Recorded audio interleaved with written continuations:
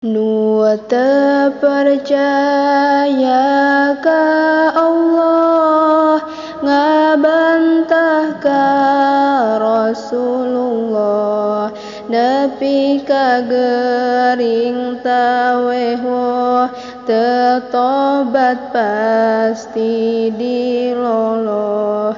Saha pijalma eunana nu kuat nandanganana, anu kaci dari puhna, anu ngarandapanana.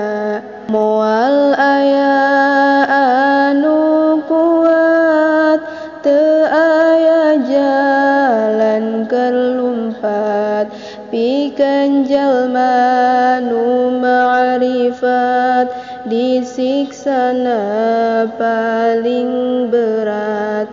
Ari urang teh manusa, anu teu luput ti dosa, meungpeung aya umur sesa, pake nyembah nu kawasa.